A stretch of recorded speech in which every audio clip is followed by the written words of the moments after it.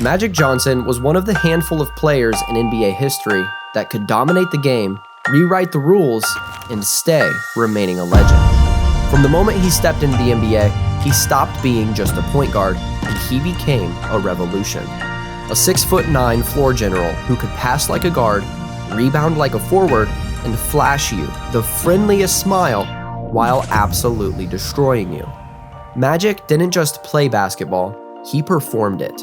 The man was such an anomaly that people forgot he had an actual name. This is the story of the man whose game helped save the NBA. This is the story of how Earvin Johnson Jr.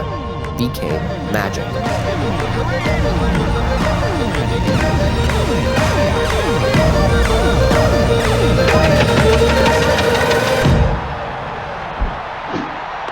It's going to make it happen one way or the other. Is that a three-point shot? Earvin Johnson Jr. was born in Lansing, Michigan in the year 1959. But, as you know, nobody calls him Earvin. The reason for that is that one night in high school, 15-year-old Earvin decided to go turbo mode, and he dropped 36, 18, and 16. And sitting in the crowd that night was Fred Stabley Jr., a sports writer for the Lansing State Journal. What Mr. Stabley saw on that floor didn't just impress him, it fried his frickin' brain. Earvin Johnson? That name wasn't nearly enough to capture the insanity this guy had just witnessed in this high school game. So Fred did what any good storyteller would do. He gave him a new name. A name that matched the sorcery unfolding in front of his eyes. From that moment on, Earvin Johnson became Magic Johnson. But this is just the origin of the story.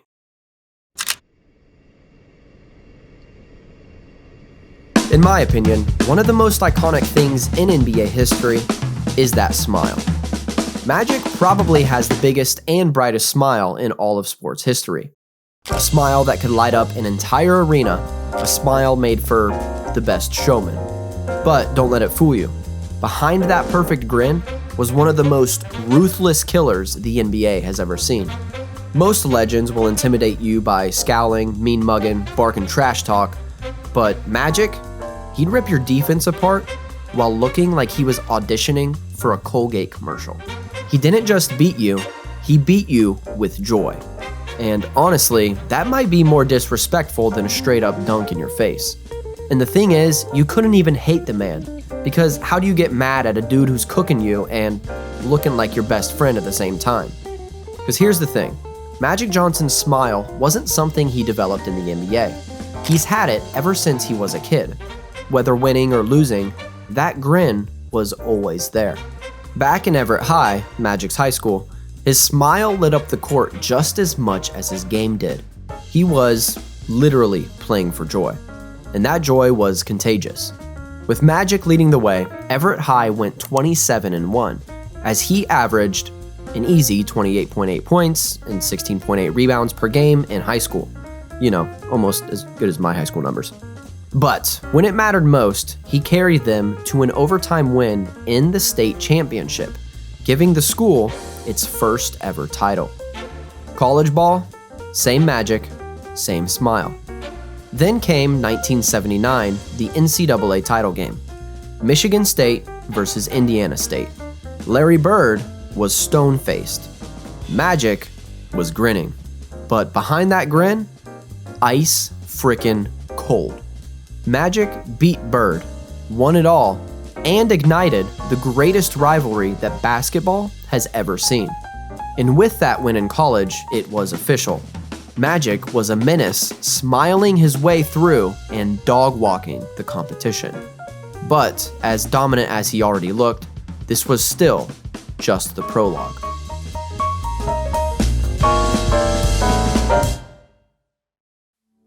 When Magic Johnson was drafted in 1979, the Lakers were in a bit of a strange spot.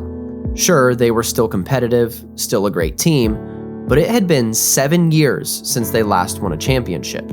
For a franchise like the Los Angeles Lakers, that felt like an eternity. They had the ultimate weapon in Kareem Abdul-Jabbar, already a 5-time MVP, and the most dominant player in the league. But outside of Kareem, Norm Nixon, and Michael Cooper, The roster wasn't exactly stacked. Depth was an issue, and as good as they were, the Lakers just didn't have an extra spark. Plus, the truth is, they were kind of boring. Solid, professional, sure, but missing the magic. Literally. When Magic Johnson arrived, everything changed. From day one, the dude was different. A 6'9" point guard was unheard of. He was the tallest point guard in NBA history at the time. And not only his size, but he brought a play style that changed everything for LA. No-look passes, full-court dimes, bounce passes between defenders that made crowds gasp. The man turned the court into a stage and was putting on a show. In just his first season, he transformed the Lakers team from a standard, efficient, methodical team to the most entertaining and electrifying team in the league. He went on to average 18 points, 7.7 rebounds, and 7.3 assists, and also became an All-Star as a rookie. And even though he lost the Rookie of the Year award, what he went on to do in the postseason was much more impressive. Let's fast forward to the NBA Finals. Kareem had been carrying the Lakers, putting up monstrous numbers. But in Game 5, he went down with a severely sprained ankle. Everyone thought the Lakers were done. No Kareem, no chance. Another year without a championship. But the rookie wasn't having it. Game 6, on the road, in Philly. The stakes couldn't be any higher. Kareem was out with an injury, so what did Magic do? He steps in at center. A 6'9" rookie point guard starting at center in the NBA Finals? That sounds like a disaster. And it was. For the Sixers. Magic played all 5 positions that night, and he dropped an absolutely disgusting stat line. 42 points, 15 boards, and 7 assists. The Lakers went on to win the championship, and Magic walked away as Finals MVP. To this very day, he's still the only rookie in NBA history to ever win that award. But the Lakers didn't just win that night, they discovered their identity. It was official. Showtime had arrived. From there, the Lakers became must-see TV. Fast breaks that looked like track meets, passes that looked like tricks, and a style of basketball that made the Forum the place to be in the 80s. And Magic was the ringmaster of it all. He had Kareem dominating in the post with the skyhook, James Worthy running the lanes, Michael Cooper locking down on defense. Truly, Magic was the reason it all clicked. And that's how Showtime Lakers basketball was born. Not just as a play style, but as a cultural movement. Magic Johnson turned basketball into entertainment. He turned the Lakers into Hollywood, and he turned winning into something fun to watch. And what is crazier is that the real fun was just about to begin.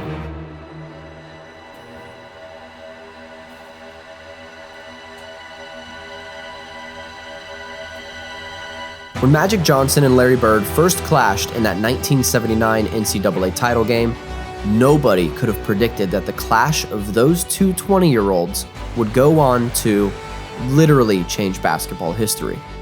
Bird was the trash-talking assassin from Indiana State, ice cold. Magic was the 6'9" showman, smiling his way through the competition.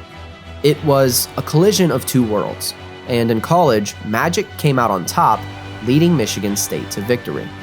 But, like I said, that was all just the prologue. The real story began when both men landed in the NBA.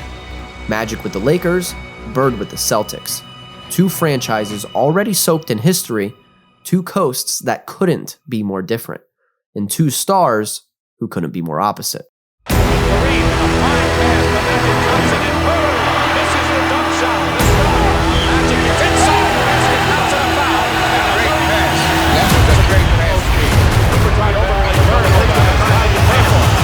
Bird brought the toughness, the work boots, and the straight-faced intensity.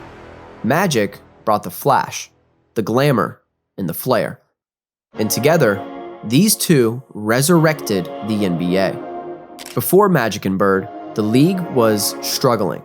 Television ratings were low, finals games were being aired on tape delay, and the NBA was losing its audience. Then came 80s Lakers versus Celtics basketball, Showtime versus Grit, Hollywood versus blue-collar Boston. And to say they owned the decade would be a massive understatement. Between 1980 and 1989, the Lakers and Celtics won a combined 8 championships, and Magic Johnson and Larry Bird faced each other in 3 NBA finals. Each time, viewership was record-breaking. Their rivalry wasn't just basketball, it was theater. In the numbers, Bird averaged nearly 23, 10, and 6 per game during the 1980s, ending up with 3 rings, 3 consecutive MVPs, and 2 finals MVPs. Magic put up 19, 11, and 7, stacked up 5 chips, 3 MVPs, and 3 finals MVPs, and he led the entire league in overall assists. By the end of the decade, he had cemented himself as the undisputed greatest point guard of all time, a title that still stands to this day. With those numbers, that decade was a story of 2 titans pushing each other toward greatness, and it ended up rewriting the NBA itself. Without Bird, Magic isn't Magic. Without Magic, Bird isn't Bird. What do you get when you combine Magic and Bird? A show. The greatest show of all time. Those golden opportunities. Magic hits one from outside. Bird down the middle. Bird goes down the middle. Bird scores down the middle. Nixon hits Magic. He cruises in and dishes back out to Nixon. He was right up.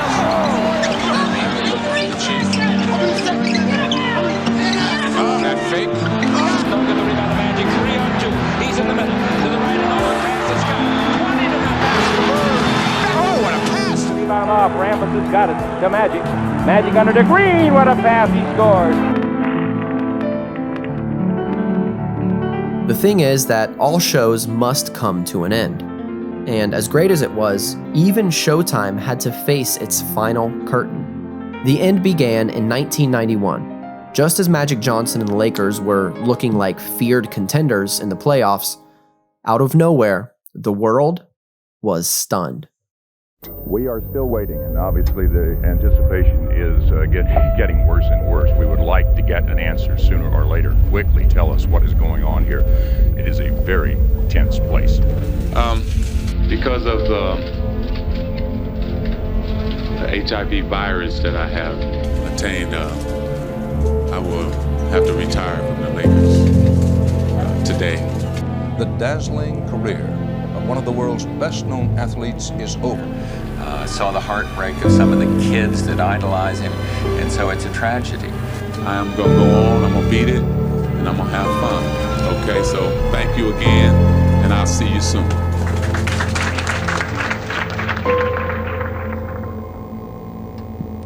Overnight, the game changed. The man who smiled through every battle, who danced with defenders and turned basketball into peak entertainment, was suddenly forced off the stage. Back then, HIV was surrounded by fear and misinformation. Many thought it was a death sentence. For Magic, it meant an abrupt, heartbreaking end to his legendary career. At least, that's what everyone thought. Magic retired immediately after the announcement, but he returned when he was voted in to play at the 1992 All-Star Game. This decision faced massive backlash, but not from the fans or the media, it was from his fellow players. They pushed back heavily against even playing with him.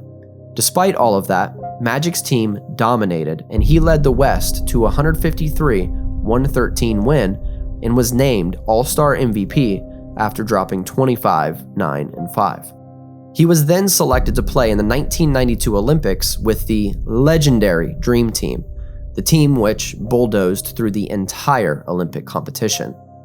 After all these victories, the crowd loved and wanted him back in the action, and he was ready to officially come out of retirement and rejoin the NBA in the 1992-93 season. But once again, serious backlash and opposition came from a lot of active players. So, he retired again, this time for good. Yet, even during this entire ordeal, Magic didn't stop being Magic. He faced it with the same smile, the same grace, and the same leadership that defined his career. He turned what could have been a tragedy into another victory. Not on the court, but in the fight against stigma. And now he has become one of the most influential and important voices in the fight against HIV and AIDS. And even though that chapter marked the end of his NBA show, it opened the curtain to a whole new act in Magic Johnson's life.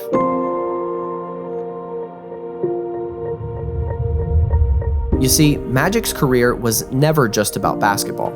It was about energy, joy, and the way one man could change the entire atmosphere of a game just by stepping on the court.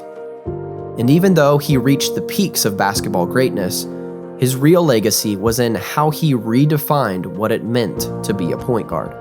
At 6'9", he was never supposed to run the offense, but he broke that mold and he set a new standard. He redefined what being a floor general was. He made passing cool, he made winning fun, and he was the heart of one of the greatest teams in NBA history. Magic Johnson, more importantly, became a cultural icon, a global ambassador, and later, a trailblazer for HIV awareness and a mirage of business success. He showed the world that your story does not end with adversity. It just shifts into a new chapter. And through it all, that smile remained. On the court, in the toughest battles, and even after the game was taken from him, the smile became more than just a trademark. It became a symbol of hope, joy, and resilience.